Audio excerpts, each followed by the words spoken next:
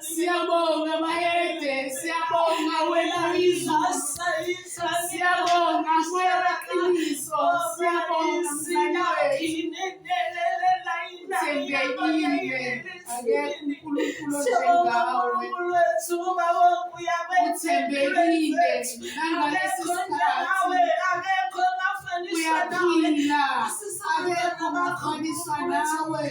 Benzela ubuhle uNkulunkulu asichaphakele ubuhle njalo. Babusise engeneni nasephumeni. Hamba nabo Jesu Kristu, uyawazi okusey'nhliziyweni zabo. Ifiso zabo bamkelise nina izibongo zonke ezingenisa. Benzele wena uyaphila. Yebo uthobekile Jesu.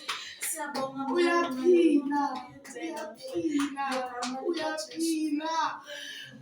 Thank you Jesus. Baba ngekho njengawe. Ubani ongafaniswa nawe. Uyawenza umsebenzi. Phakama Nkosi uJesu kule ndawo.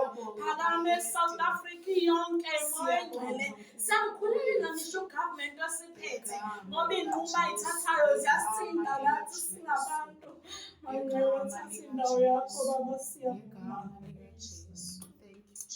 Nasezimeni esidlula kuzona, unguNkulunkulu noma sijabule, unguNkulunkulu noma sikhala. Ayisikho isimo esikushintshayo kuNkulunkulu bakho. Siyabonga-ke nantambama uNkulunkulu sazolalela izwi lakho. Ngena nathi kule nkonzo yamanje kuze bephakade. Amen.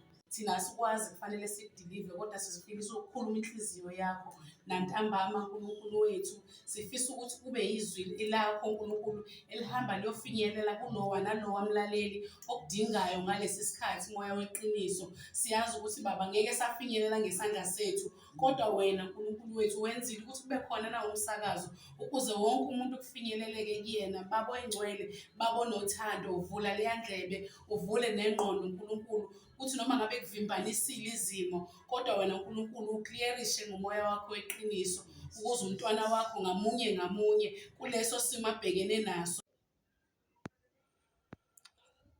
Sanibonani.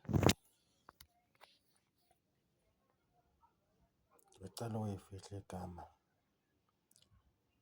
Ngasisho ukuthi ngoba vekele isibongo sami. Kodwa isitori sami ngeke ngisesifihle. Ngicela ukuthi uma usemusha subscribe kule channel. Usearch ukuthi VIP la ngempela bese subscribe. Namhlanje ngiza nodaba oluthi ubabucayi. Ukuthi ngicishe ngazibulala. Ngenziwa inhliziyo. Nomuntu engibambisene naye. Sinabantwana ababili. For iminyaka eminingi sindawonye. Engasamthinti engamenzi lutho. Kwakuthi wathi kimi uyagula. Ngaqhubeka ngasaphotha abantwana, saphotha yena. Kodwa ngazi noma thatha intambo ngiyiphose phezulu phele ngami noma ngithule nje kanje. Kodwa-ke ngamanje nisubscribe ngoba le ndaba ngifuna ukuyiqala ekuqaleni. Kuzofika nayo ekugcineni ukuthi ingani abantwana abaningi sebekhula ngaphandle kothando lwabazali bebabili behlangene. Please subscribe.